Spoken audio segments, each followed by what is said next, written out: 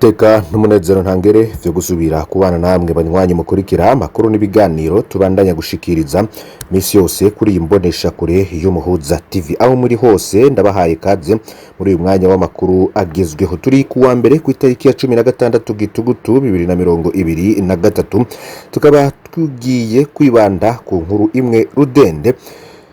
Regis Ntwari yaraye atahanwe ku nguvu mu Burundi ashikira mu gasho.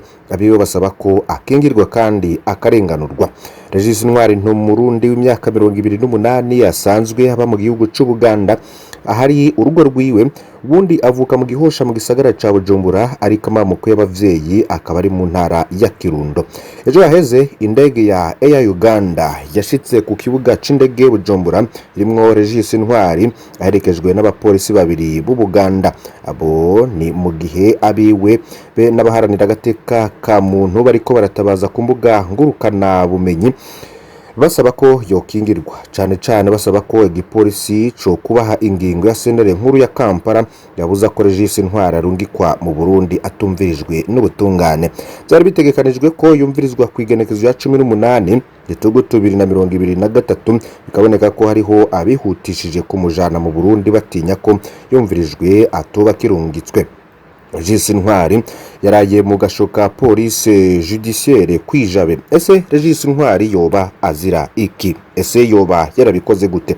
Haravugwamwo ivy'inzahabu zajanwa muri Kongo, ariko izo nzahabu ngo zaribwe mu buryo butumvikana. Regis Ntwari rero n'ingene yafatiwe mu Buganda no mutahe wa Interpol urondeza Regis Ntwari, ivyo vyose turaza kubigaruka ko muri aya makuru. Ndagusaba rero kugira ngo fyonde kuri subscribe canke sabone niba utari wafyonda ko, bibuke no kubisangiza abagenzi bawe kugira badacikwa n'amakuru yose dushikiriza. Cyo ngusaba rero nuko utoza gucikwa, ndaguhaye kaze. Regis Ntwari yoba aziriki? Abiwe bavuga ko badatahura ivyo Regis Ntwari ariko arazira. Bamenyesha ko kuva muri Ndamukiza 2023 Regis Ntwari yakorera uwitwa Arsene Ngendakumana canke Arsene Mugemanchuro, nawe nyene aturuka mu ntara ya Kirundo. Arsene asanzwe afise ishiramwe ricukura inzahabu mu gihugu ca Kongo ryitwa Muzuri Investment Congo. Regis Ntwari yakorera iryo shiramwe nk'umushoferi akunguruza inzahabu azikura muri Kongo azijana muri kimwe mu bihugu vyo mu karere. Kugenekezo ya 29 kwezi kwindwi 2023, Regis Ntwari n'undi mushoferi yitwa Cristal Tubeho bavuye muri Kongo bafise ibiri 10 vy'inzahabu batera berekeza mu Rwanda. Bari babwiye ko mu nzira bavuga ko bakora urudandazo rw'inzoga kugira ntibafatwe n'igipolisi ca Kongo, kandi coba carazira ko bavuga ako bakorera Arsene Ngendakumana. Mpamvu nuko Arsene yoba aronderwa muri Kongo, ishiramwe ryiwe ryoba ritemewe n'amategeko ya Kongo. Bageze mu nzira, Regis na Cristal barahagaritswe n'igipolisi ca Kongo baranafungwa gato. Arsene avyumvise yihutiye kurungika intumwa kubarekuza. Hano rero havugwa ko hoba hatanzwe igiturire c'amadolari 15,000 kugira bano barekurwe. Inzahabu rero zaribwe mu buryo butumvikana. Amakuru yabegereye Regis Ntwari avuga ko hamaze gutangwa igiturire cyo kubarekuza. Abapolisi ba Kongo bakebwe bibaza impamvu hatanzwe amafaranga nk'ayo yose yo kurekuza abo bantu. Niho boba basavye urufunguruzo rw'imodoka baja kuyisaka, mu nyuma barekura Regis na Cristal babasubiza urufunguzo rw'imodoka, ariko bigimbeye basuzumaho babitse inzahabu basanga ntaziriyo. Ntibatebeje rero kubimenyesha sebuja Arsene nawe atangura amatohoza yiwe.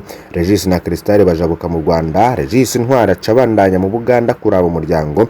Cristal Tubeho we no bakorana Elvis Bisoma nabo barahava babandanya mu Burundi. Bakijabuka mu Cibitoke ca Rugombo, Cristal na Elvis baba barafashwe n'abakozi b'iperereza babagiriza ko binjiranye ibigwanisho bafungira mu Cibitoke. Aciye imisi 3 bajanwe ku cicaro gikuru c'iperereza Bujumbura, aho bafunzwe imisi 23 babazwa ko bivinzahabu za Arsene Ngendakumana.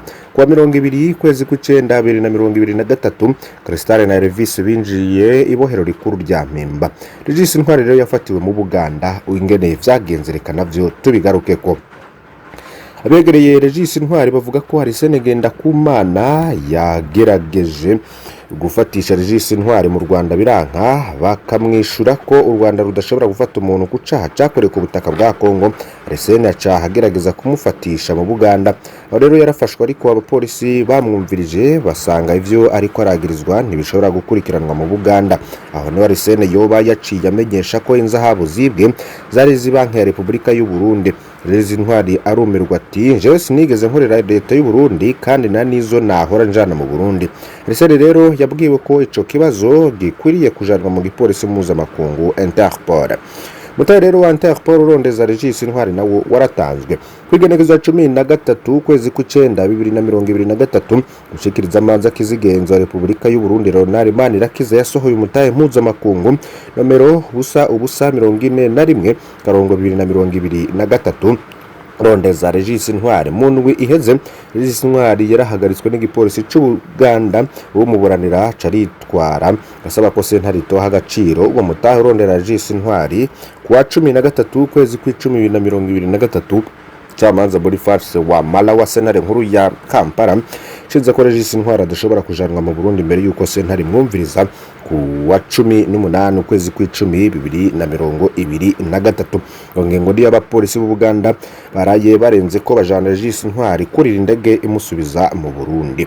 Gusa rero hano harimo utubazo twinshi. Ese bigenda gute ngo icaha gikorewe muri Kongo hagati y'abantu bigenga ikwikiranwe mu Burundi? Sentare z'u Burundi zisigaye zifise ububasha bwo gukurikirana ivyaha bitabereye ku butaka bw'u Burundi. Kwakekwa ko inzahabu zoba zibwe n'abapolisi ba Kongo igihe bagiye gusaka imodoka, ubutungane bw'u Burundi bwo buzofata abapolisi ba Kongo nabo mugakorwa ko amatohoza.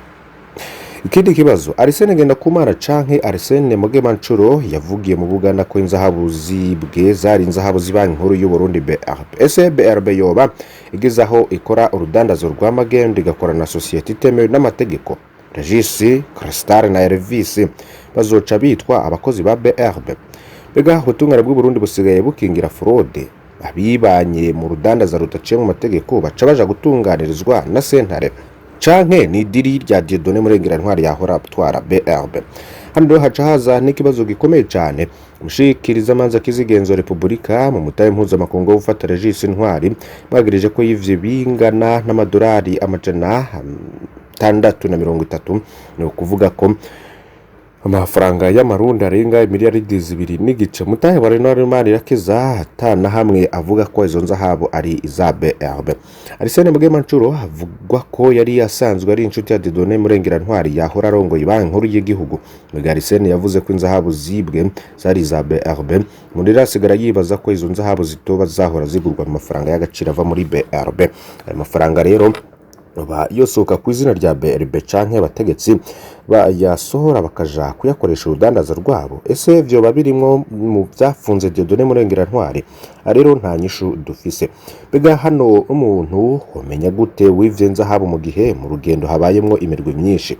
Regis na Crystal barashobora kuba bafashwe atanzahabu bagifise canke bakabesha ko atazo bafise kandi aribo bazitwaye.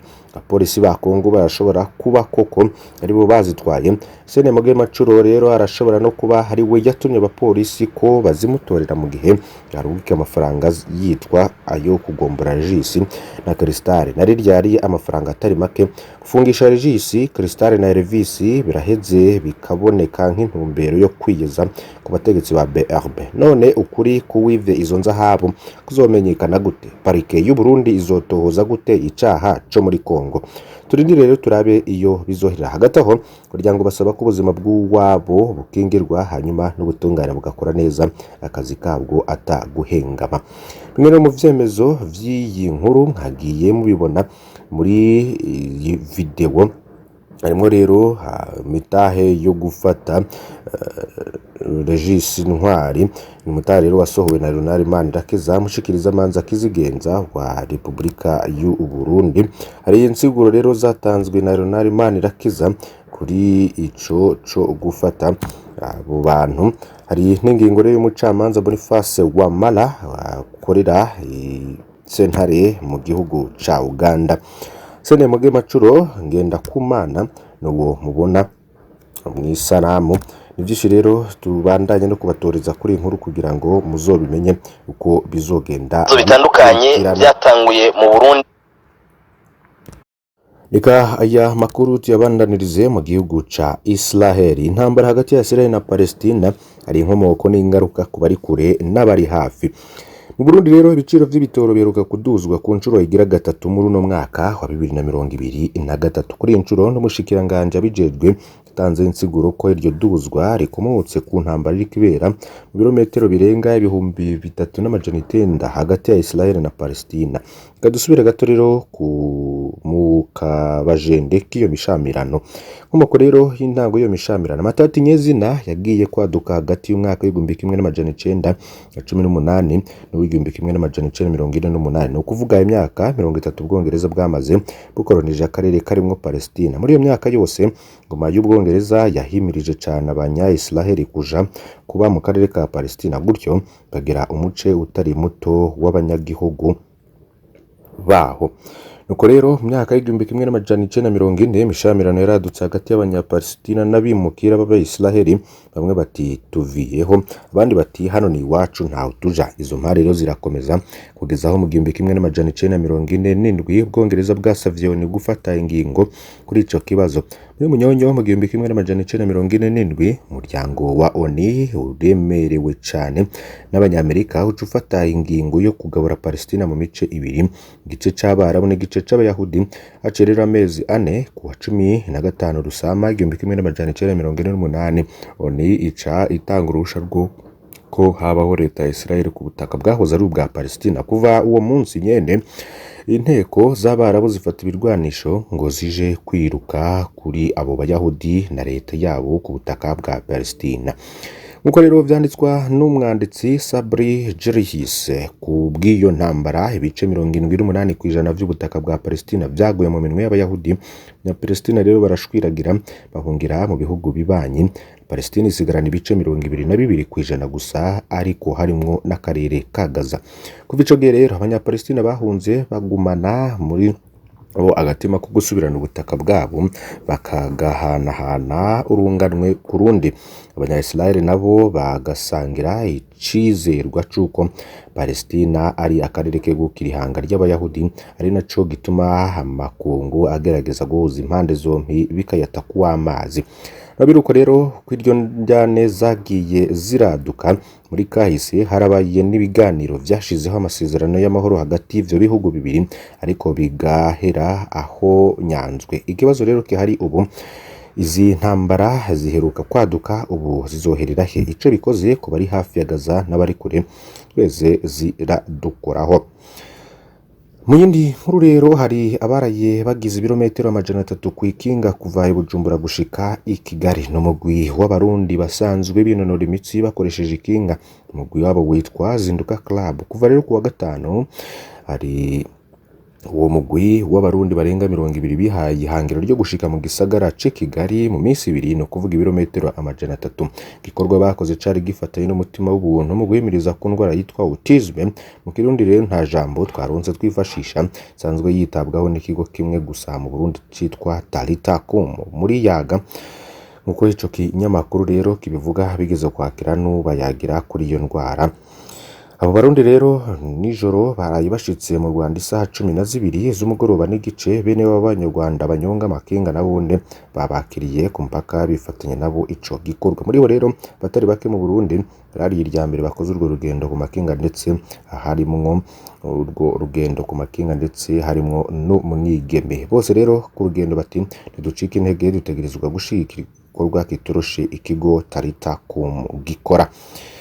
Banywanyi bacu ndabakengurukiye cyane ko mukurikiye aya makuru, ntimuze gucikwa n'ibindi bitandukanye tuza gushikiriza kuri imbonesha kuri y'Umuhuza TV. Umunsi wose tuze kubana, Imana ibahezagire.